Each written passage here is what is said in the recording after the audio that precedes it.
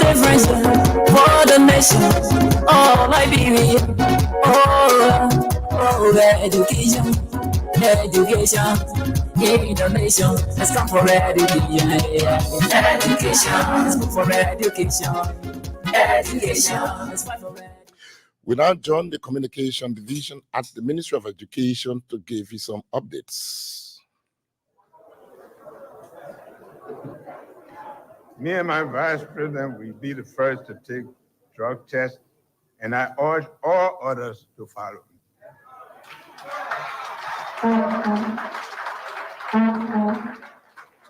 Education. Education remains a beacon of hope, but our educational system has been a downward spiral over the years, leaving countless Liberian children without the tools that they need to build a better tomorrow. It is a problem we must confront head-on. Education is not a privilege, it is a fundamental right.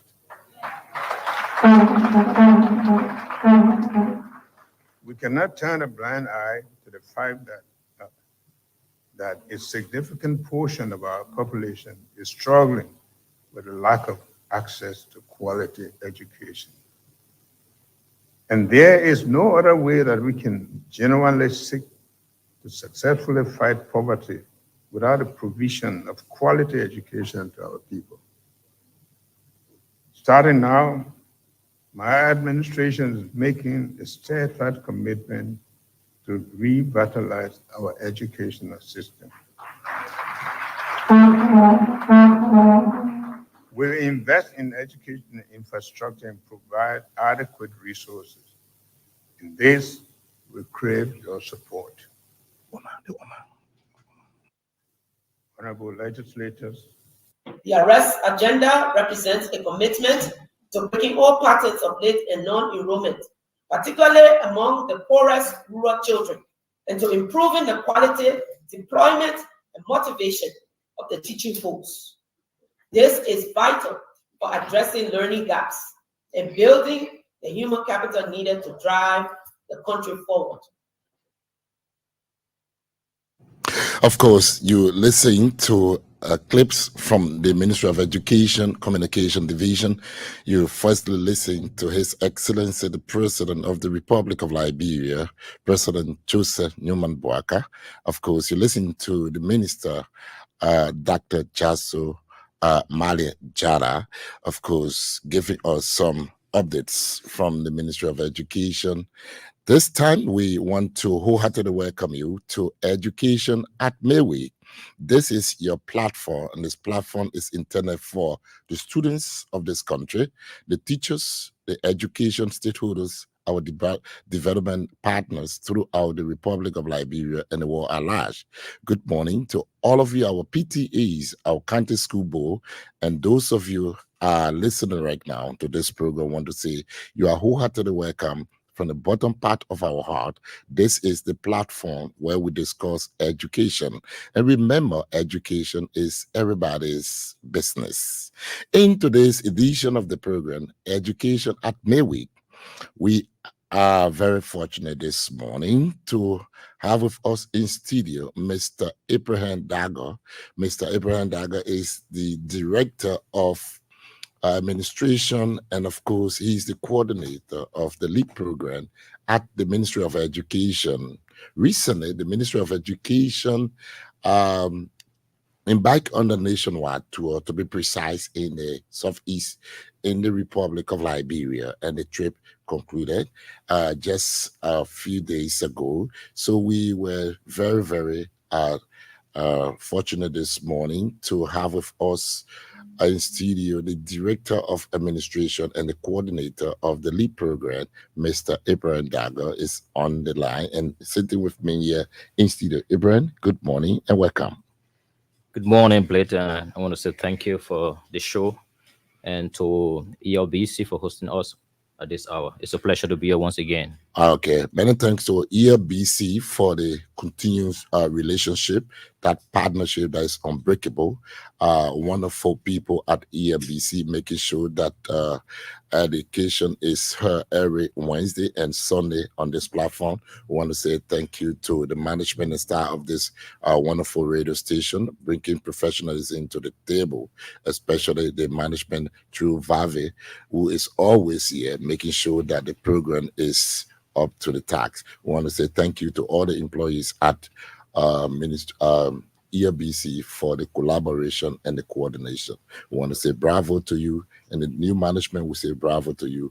We are your partner. We hope we will coordinate and collaborate professionally. Thank you so much. We appreciate ELBC for that collaboration.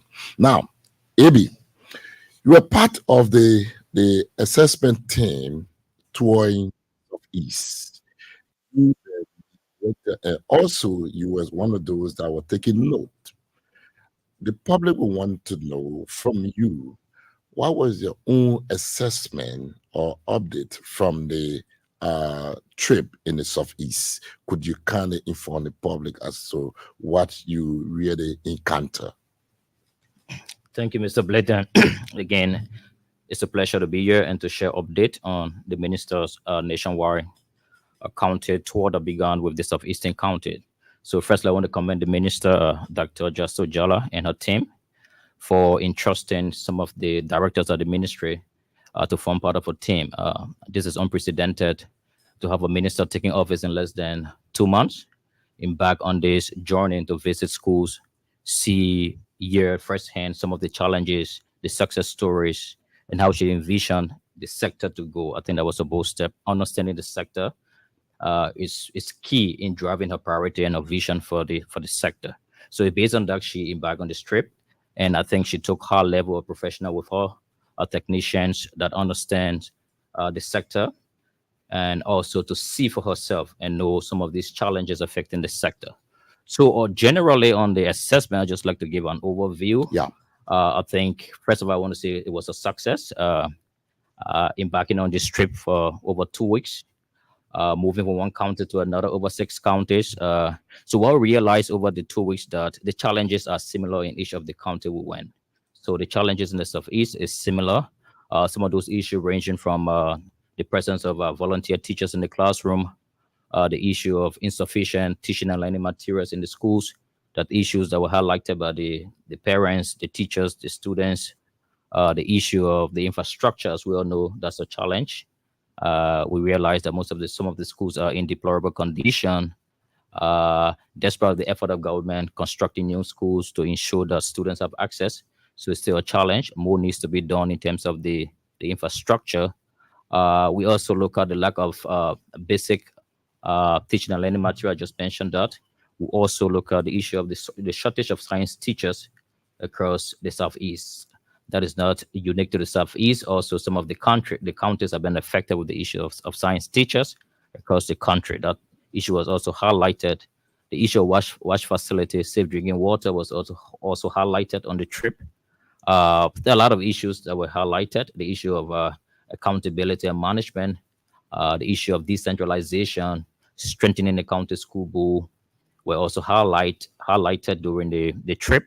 So there are a lot of things as we go through the conversation. We'll be able to share more insight on some of the issues that uncover, some of the successes we heard, and also Minister sharing her priority vision for the sector over the next 6 years. Okay, so AB is the Director of Administration, and he is also coordinate the LEAP program at the Ministry of Education. He's my guest for today's edition of the program, Education at Mayweek. This platform, for all of you listening, we want you to please make sure that you participate on this program, clear your chest on this program, let us know what is unfolding, what you think we can do collaboratively, collectively to improve our education system.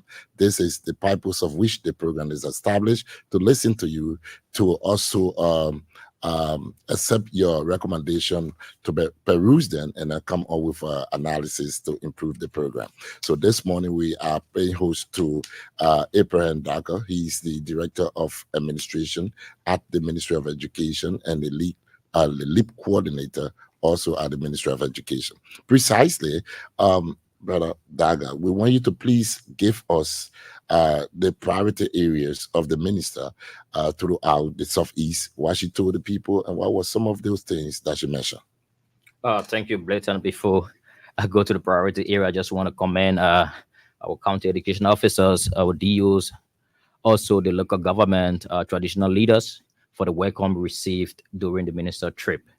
I think over the past 2 weeks, I've eaten enough cola that I've had in my entire life. So for every school we went to, they have the traditional ceremony. Okay. And I must commend the people from the Southeast of that unique way of welcoming strangers, ministers to the county. The presentation of cola, the rum, water, that was something that was unique, and I really felt the communion relationship, the love shared by the people within the Southeast. So just to highlight some of the issues Minister raised in terms of a priority for the sector, I know when Minister took office, she read a lot of documents. She read the education sector plan, the education law, and a lot of documents emanating from partners from the Ministry of Education on the holistic sector of education. That wasn't enough to inform a policy decision or priority area. So what she did was to embark on this nationwide tour to get more insights, to understand the reality within the field, those issues that are confronting the educational sector at the county level. Hearing from the house's mouth will inform a policy decision. But she highlighted her broad policy direction. Firstly, she has 5 major areas that she intends to focus on over the few years. Okay. Those areas include inclusive and girls education.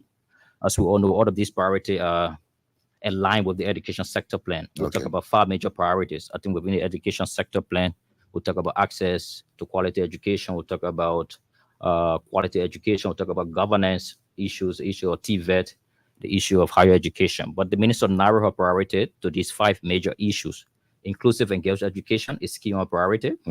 You know, most of the schools we went to, there were students with disability, teachers with disability. How can we create an inclusive environment that will accommodate these students with disability to have a learning unimpaired?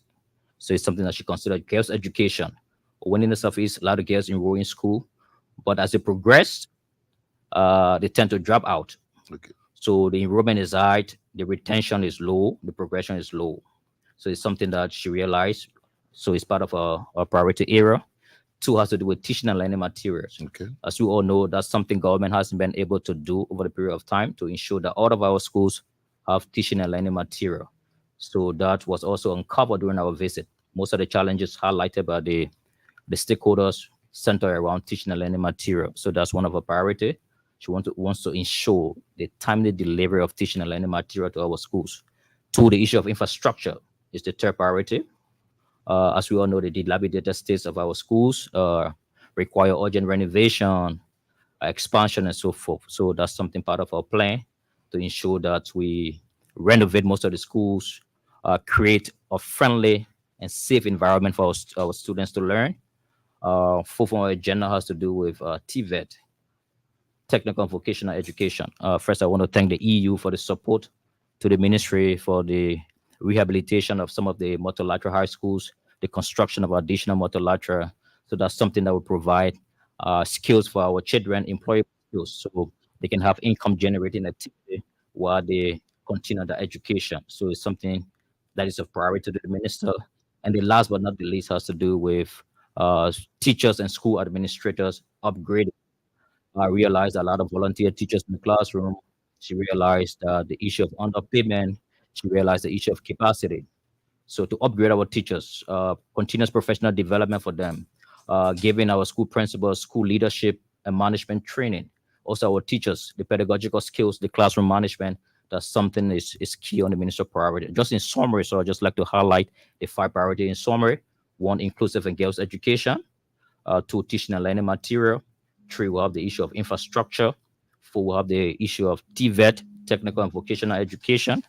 And 5, we have the issue of teachers and school administrators upgrading.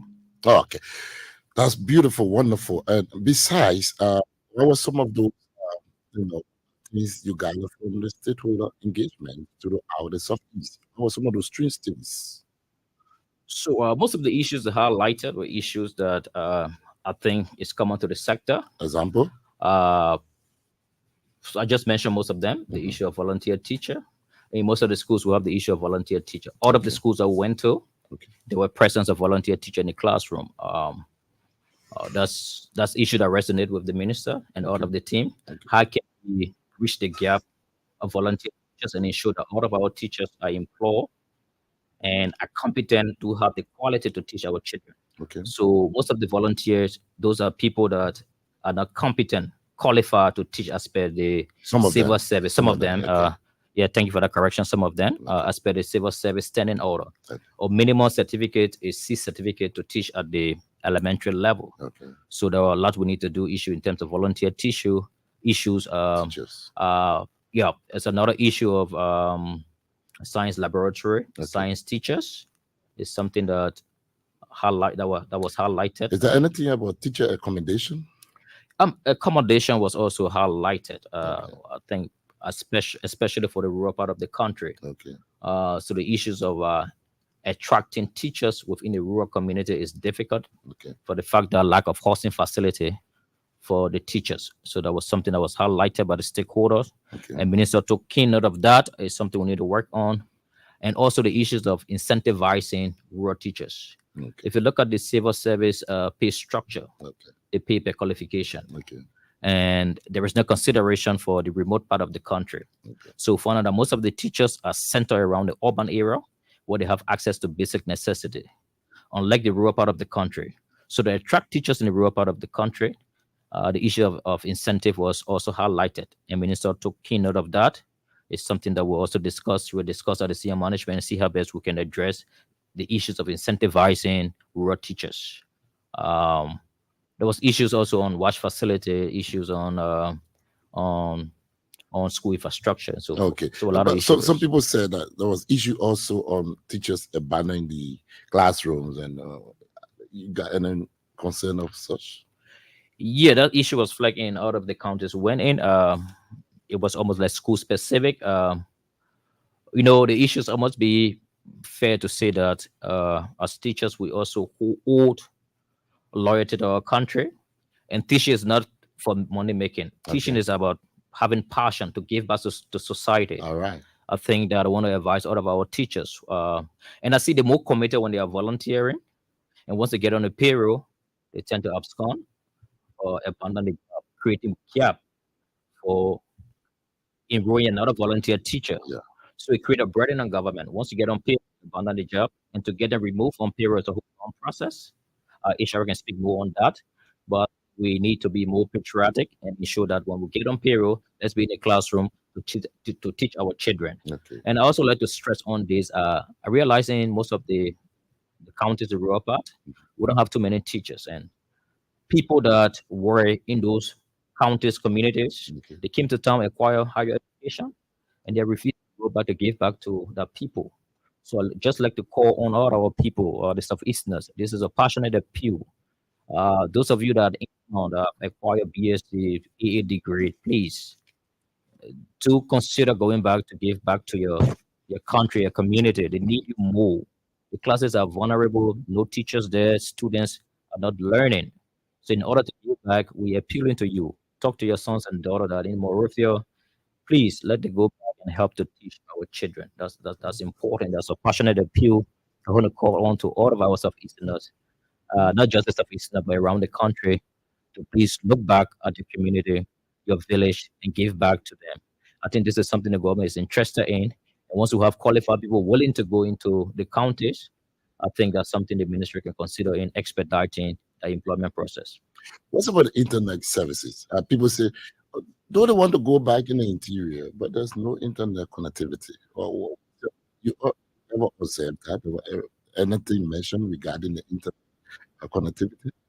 Yeah, the whole list of issues that were raised. So as we go through the conversation, some of the issues will be flagged out, like the issue of internet connectivity, and not just internet, but access to communication. Yeah.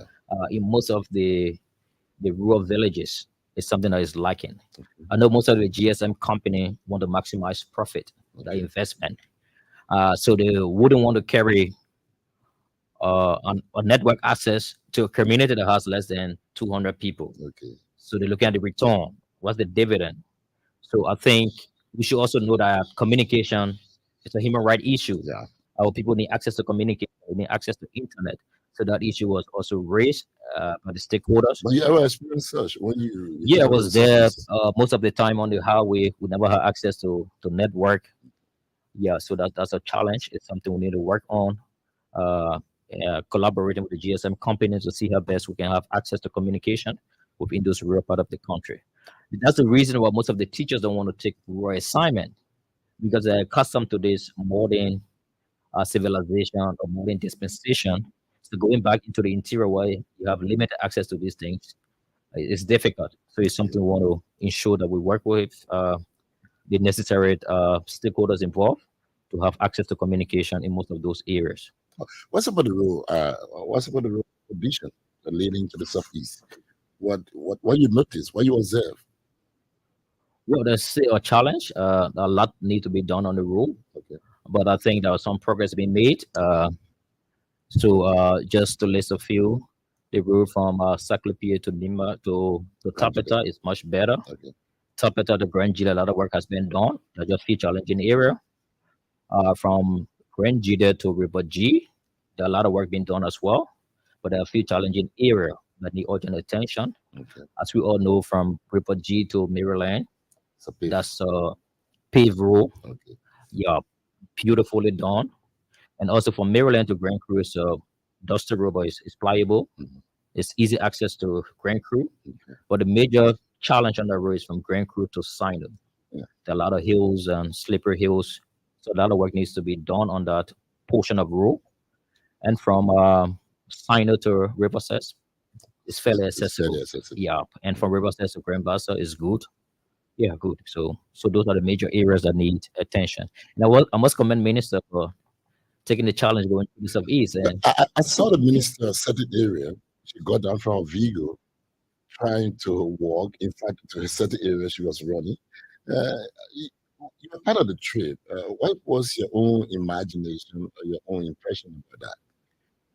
well, I think it takes a commitment. It takes passion. It takes love, loyalty for country. Okay. Yeah, to do that. And I must commend the minister for demonstrating that some of the areas that wasn't so good, she got down from the vehicle, walking, and we were cracking jokes. I think she really wants to see the sector transform, and that can only be done when all hands on decks. The deputies, the assistant ministers, the directors, all technicians put hands together to support the minister in this draft. In some of the areas, she literally cried, seeing the reading ability of our students, Yeah. seeing the presentation mood of our teachers. There are a lot needs to be done. That's why our 5 priority areas capture all of the issues, the challenges affecting the sector, and how can we work together to ensure that we address these challenges over the period of time. Education is not construction. They construct a building after a few months, you see it's beautiful. Yeah. Education takes time. There are a lot of soft skills. There are a lot of Process. learning and teaming on the highway that needs to be done. So when that process starts from early childhood, the foundational level, once they strengthen that level up to the senior secondary level, then you have built up the foundation for tertiary education. So I think to see a real transformation in the sector is nothing less than 7, 8 years, 9 years to see the transformation in terms of learning gain. So I've been a lot of interventions that have been done by partners who want to comment out of our partners for the support. I know we have the education sector plan, which is very holistic and it's ambitious, which is costing around $960 million over the next 5 years. And as you all know, half of that will be funded by national government from our budgetary support. So there are a lot we need to do. I think key on our agenda is also to engage partners, developmental partners, to also bridge the gap within the sector plan budget to see how best we can achieve all of those priority areas set up in the education sector plan. Oh, okay. So while on the trip, the minister makes some statements. Let's play some of those statements so that people listen to what happened.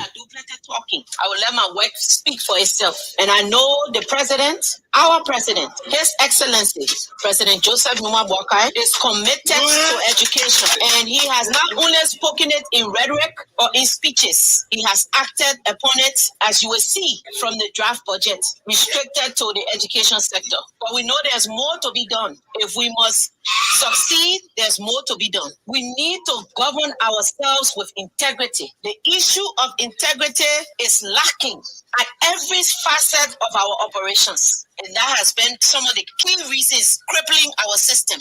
Everybody you either want 10% or you want the other one. Student will pay this, student will pay that. Oh, the student ain't lucky. You have to teach the students how to accord themselves.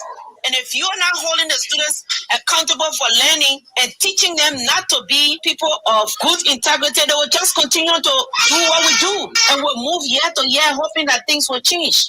Oh, okay. The voice of the Minister of Education. Okay, so Iman, what do you make of this statement from the minister? So I just want to thank the minister for being so passionate and for speaking to the minds of our educators, our students. I think she stressed on the issue of accountability. We must be accountable for the little things we receive.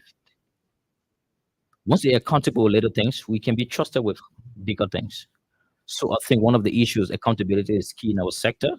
I think as part of the trip, we also realized the issue of accountability was something we need to ensure that is demonstrated at every sector of the county, the school level, the DO level, the CEO level, and also the school board level. So a lot we need to do. You must be responsible for the resources that are given onto you, entrusted to you. So that's something to stress on. Also, I think in one of the stakeholder engagement, she was so positive how we are the sector.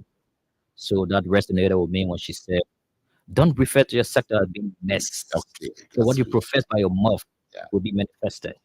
So she cautioned all of those stakeholders to refer to the sector as being improving, getting better, instead of being branding our sector as a mess. So I just want to say, let me emphasize, use the minister's voice to call on all of our citizens across the length and breadth of Liberia.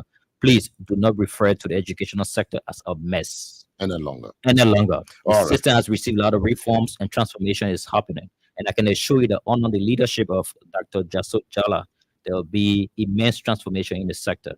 Okay, so let's listen to this one already. Oh, we. Here we pay our school registration fees, but there have been no permit issued to the private schools. Sometimes they give letter of attestation, or the revenue received is our permit. We will appeal to you that as we pay our money, let us get our school permits. In my school, I have 7 volunteers that have the degrees C certificate B and BSc. They are all volunteers working with the school. And those that even have the BSc, they are unpaid. Yeah, every funds that will be made to make provision for the school, at least for the safety capacity of the students. We beg the good office to please see reason on the issue of fencing our campus. This campus is like vulnerable that any student can just walk at any hour of the school hours. They want to go anywhere, they can just go because no fence. And the issue of the ARAS money, we say we are grateful to the ARAS Frame Project. We have been receiving the money from 10th grade up to 12th grade. But since we got in 12th grade, we are not getting understanding. And we beg of you, Madam Minister and her full office. Because we have lacking of many paid teachers, for the lesson to be disseminated to the students, somehow it's difficult because some of the teachers teach in Angola. Madam Minister, actually, some of the teachers, like how you expect them to present the lesson, we are not getting that. Our girls have been gaining something from Arabs. And because of this, now you can see the percentage of girls to boys. We want you to put it within your adults that the boys should be as well compensated. All right. So these were some of the voices from the engagement. Abraham, what was your own analysis from these requests from the students, teachers, and some of the volunteer teachers? Yeah, thank you. So as we went across the county from school to school, and I must commend the students are really concerned about their teachers. So in most of the gathering, students spoke on employ our volunteer teachers, upgrade our teacher salary. They were more like concerned about the teachers themselves. So, and the teachers were also concerned about themselves, not the students. So, Minister asked question that most of the areas are when students are advocating for teachers. I'm not hearing teachers advocating for students, and we all laugh about it. But I think the students really want to learn. If you listen to some of the clips that were just played, the students were receiving grant from the IRAS project to increase girls' education. So, like she said, it ran from 10 to 12 rate. I know that's donor funding. It has a lifespan, and that's something that was raised. And Minister also took note of that. And it's something that should continue conversation with partners to see how best they can continue with that process. But there is no commitment yet. The issue of also, the second issue has to do with volunteer teachers. I just mentioned it. So some of the principals to listen to the students, the present of volunteer teacher. Oh, okay. That's something we need to work on to ensure that we get an employ. And also, I just want to say this quickly. The ministry has a criteria for building schools. There are indicators or data that inform the construction of schools. And I must commend some of the politicians that have been constructing schools around the country, helping government. But I think it has to be done in collaboration with the Ministry of Education. So we know exactly where school is being built, and how we can make provision for teachers to fill in those gaps. Because when those schools are built, the burden is on the ministry to hire teachers and send them to that school. So at least we'll have a projection that within this year, politicians make commitment to build 3 schools, 4 schools. We factor that into our planning process so that as the next fiscal budget, we also include staff for those schools so that we do not have the instance where we have the school running and there is no teacher to teach our students. All right. On that trip, we also went with EABC reporter Joetta Kura. And this is her report she compiled after the trip. President Joseph Numa Boakai is committed to education, and he has not. I'm not one that do plenty talking. I will let my work speak for itself. Occasions at the Central Bank of Liberia in that interview with Vafle Kamara. Phase 1 of the Ministry of Education nationwide tour has ended in southeastern Liberia. The trip gave the minister and her team real-time information on the state of public schools and the education sector in that part of the country. Reporter Joetta Kura traveled with the Education Minister, Dr. Jaso Jala. She now reports on crucial outcomes of the tour.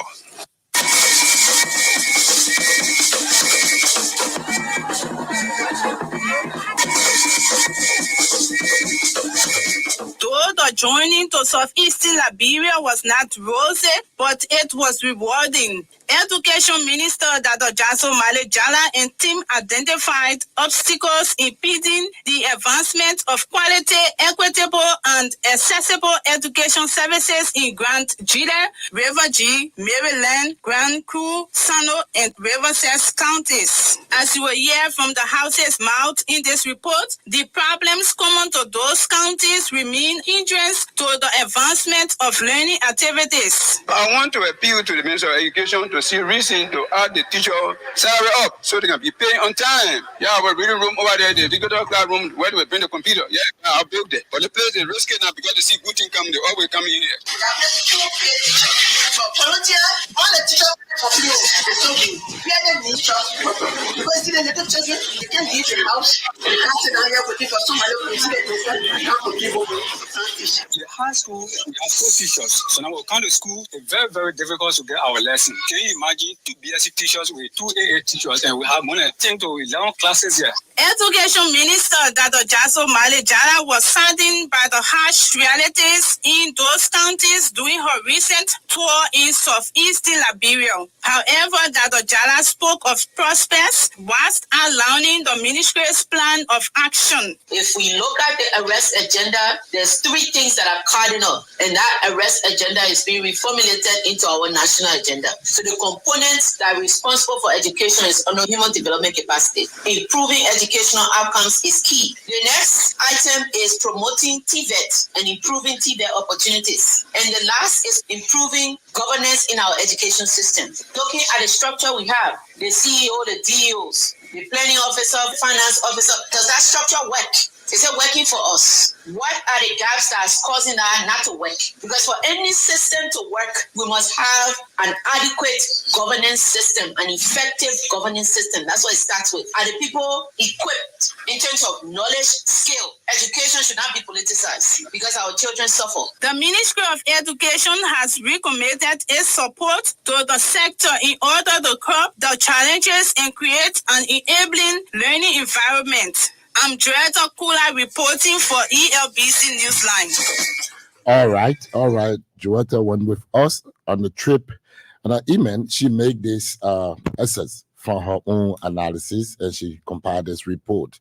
And of course, what do you make of this report from Joetta? She went as an independent journalist. So I want to say thanks to Joetta Kula for that reporting as well. I think she did an independent reporting. It's not based on politics. It's based on the reality in the field.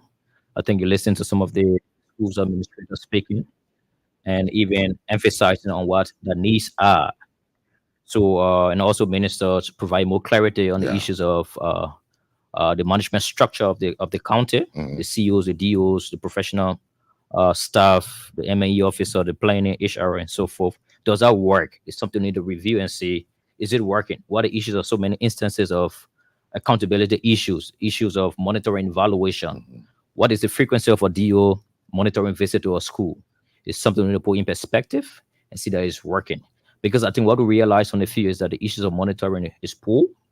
Like I said, we have sad discussion with the students, some of the teachers, and the issue they flag was the issue of monitoring. And I want to be clear with you, teachers need to be monitored on a weekly basis. If a teacher is not checked on a month, the issues about that lackadaisical attitude come in, leave the job, go on his farm and do this, so the children will be unattended. So the issues of monitoring is key, and also giving feedback to our teachers. Some of the teachers left the TTRs for long. They need continuous refresher training. They need capacity development training. So at least if you monitor and see your classroom presentation, there will be feedback, and that feedback will inform the teacher's next lesson plan. I think that's something Minister did. She started most of the classes she went, observed teaching and learning, and also gave feedback to the teachers, the principals, and so forth. So just to highlight to some of the issues they raised, the issue of school feeling was something that came up in most of the conversation, the stakeholder engagement. The Ministry of Education has adopted the full school day. School starts from 7:45, 8 o'clock, up to 2:33 as per the academic calendar. So we expect that all schools across the country should follow suit, except for schools that are running double shift. So they flag the issue of school feeding. Some of the schools don't have school feeding program. I know WFP, Mary's Meal, Save the Children embarking on the school feeding, but it's not holistic. It doesn't cover all of the counties. So that's one of the issues they highlighted. Asking the government to consider feeding most of the schools to keep the children in school. So the issue of, like you also mentioned from the clip, the issue of burglary at schools, that's something that was highlighted in most of the schools we went to. Under the IRS project, there will be provision of textbooks. Most of the high school receive textbooks. The digital library will be coming shortly, digital lab. So some of those installations at the county have been broken into, property stolen. Wow. So so at the back of the Central High School, there were a lot of issues of theft. The child-friendly school in Soedru, there was issue of theft. So there are a lot of issues. So how can we strengthen the system to avoid the occurrence of theft? So it's something that also Minister capture as part of the feedback as part of the findings from the trip. So the issue of all evaluation from you, was the trip worth taking? If there is any word to use, I would say it's more than worth taking. Because and what resonated with me when Minister said to the stakeholders that I am not the minister that will sit in office. Yes, I am pragmatic. I'm a field minister. I'll be in the field. I will do unannounced visit. I will take phone and call principal and ascertain what is happening in your school. That hasn't been done. It's unprecedented. So if minister is taking that approach, Morning, a principal wake up and see call from the minister. Mr. Principal, I'm checking on you. How is the school? What is it? Was it a horse so? What is it? So that shows that she's passionate about the sector. She wants to see a transformation in the sector. There are a lot of reforms. Are they yielding the result? We require the political will, require the support from parents, teachers, students, and we all got to put hands together to make this work. Education is the way to go. All right. So let's take this one.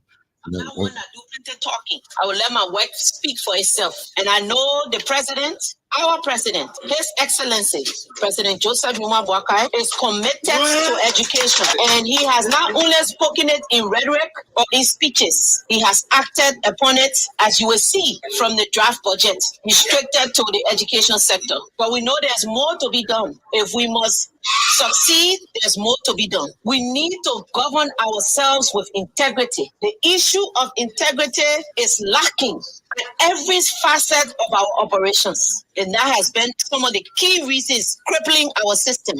Everybody you either want 10% or you want the other one. Student will pay this, student will pay that. Or the student ain't like it. You have to teach the students how to accord themselves.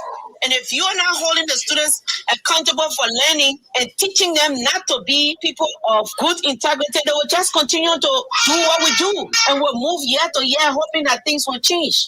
All right. The voice of the minister, she was against those corrupt practices and those things that there was no transparency. And of course, we will now open the line. You're listening to us this morning on Education at May Week. We want you to please call and let us know what do you think of the trip of the Ministry of Education in the southeastern Liberia. Please call 0777 21 21 97. We have Mr. Abraham Dago here. He's part of the trip, and he was taking the record. So he's here. He will answer your question, and you are listening.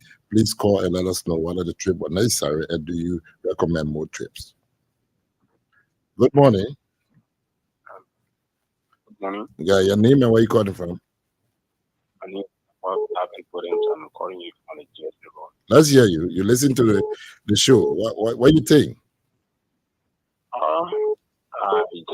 Let me first commend the minister for the trip, and secondly is for our brother institutes who give all the insight of what unfolded in the trip. Just nothing as such in my little corner here.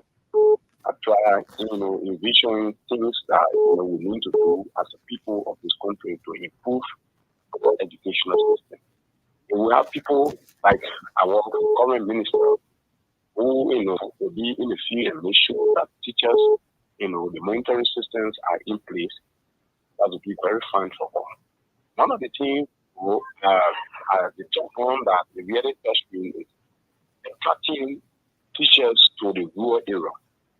When you travel to places like Cote d'Ivoire, you will see that there is no instructors that don't want to go anywhere.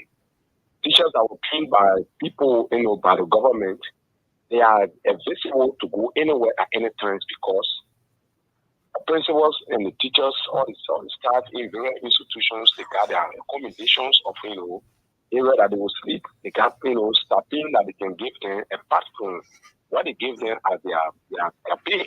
Okay. And they have the attractive salary that they received, from teaching. Okay. So if you tell teachers that go to Campley today and you leave from Monrovia and go to Campley, what you're making the same money that teacher is paying, Monrovia is making, and you'll be living a better life in Campley than the same as what the teachers are doing here.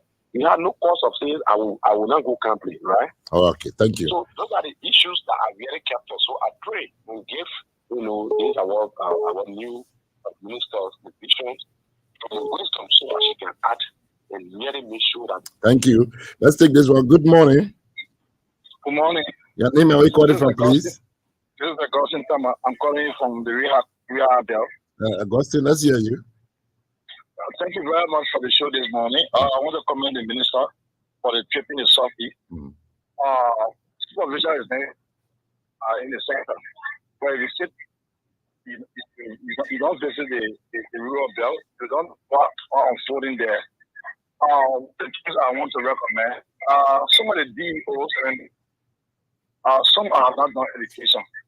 You're talking about continual professional development. How will you carry on workshop training? They not go to the Okay, thank you. Thank you very much. 0777 21 21 97 is the number to call this morning, and let's hear you regarding the trip of the minister, the nationwide assessment tour in the Southeast. We are trying to. Good morning. Good morning. Your name and recording from, please. Thank you. I'm Lincoln Still Standing Research, and I call you from Maryland, to be precise, People Southern District. Yeah, let's hear you. Thank you.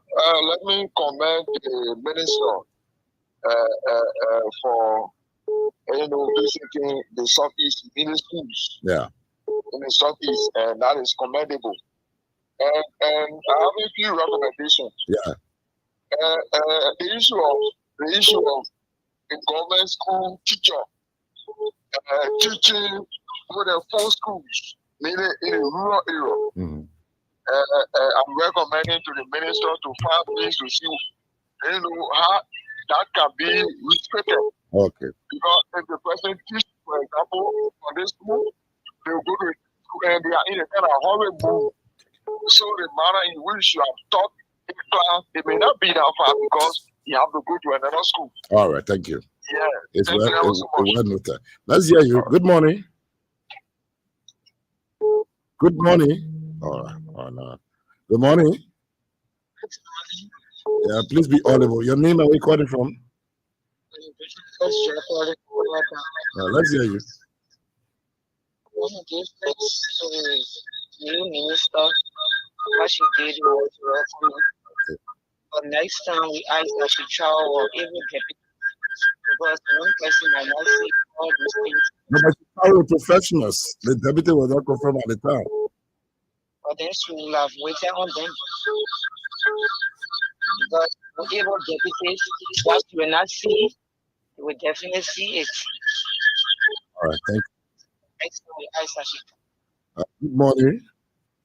Good morning, sir. Let's hear your name and where you calling from, please. My name is Sam P. Jala. I happen to be the representative of District Number 3, Palmer County. Let's hear you. So first of all, I want to start by saying thanks. I appreciate it.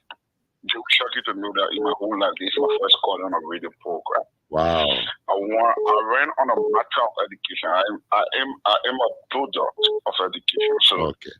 For me, I believe that education, like they say, knowledge is power. Let the minister know that some of us going to be her best friend in the house here. We're especially taking into account what she started. We hope she should continue and be very particular about it. Okay.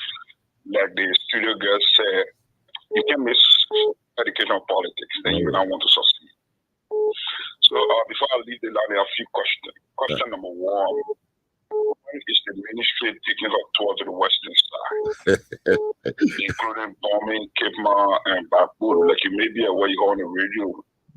The 16 legislator of the 3 counties have formed a caucus called the Western Region Legislative Caucus. Our objective is to better the lives of the people from all sectors. That's one. Question number 2. Does the ministry allow a lawmaker to be part of their tour when they are going into their own areas? And let me tell you why I asked the question. Why? For my district, there are 60 schools. The population there is 44,590. You won't believe that of those 60 schools, only 2 are high schools. Accessibility is an issue. Now, if it comes to teacher, like he said, if we walk past some of the guys are running away, some of the things we want to do. For me, I'm going to do that on the basis of my oversight. I'm going to do regular visitation to schools or whatever to help the ministry. Okay. Because for all, we believe that if we see the next generation as the future leader, we don't carry crazy young people to the future. They must be prepared and ready. Now, for instance, all of those 60 schools, I got 218 teachers. Of the 218 teachers, only 113 are employed, the rest are volunteer. Currently, as I speak, I got 96 of them, but every month I get 3,500 just to remain to the classroom. So, yeah, I would appreciate for if the ministry can let us know when they're taking visit to our western side, where we can be part of that vision, because we want to be part of the conversation. We want them to see, and not so that the vision can be political and let people see these things so that when the commitment are made and when they are coming to us, now that we're starting the budget year next week, then some of us can know what to say and how to say it. Because for me, I've already jotted 13 questions for the Minister of Education as regarding my district. Looking at it, you got 44,950 persons, and there is no TVET program. Out of the past 10 years, based on my research that I did, the number of high school graduates that are continuing from my district, less than 35 persons. Where are these? They all go back to the farm. Because after high school, somebody don't have the time to come to more. They don't want to go to university. So TV is an issue in my area. I want to say thank you for the time, and we are continuing to be following. Thank you very much. So this is your first time calling on a radio talk show. We want to encourage you that Ministry of Education platform is at ELBC every Sunday from 6 p.m. to 7 p.m. every Sunday evening, and every Wednesday is Education Admin from 9 to 10, and the second and third Wednesday is from 8 to 9. We want you to please be part so that you can follow activities from the Ministry of Education. Thank you so much. Let John Abi to kind of give us his parting word.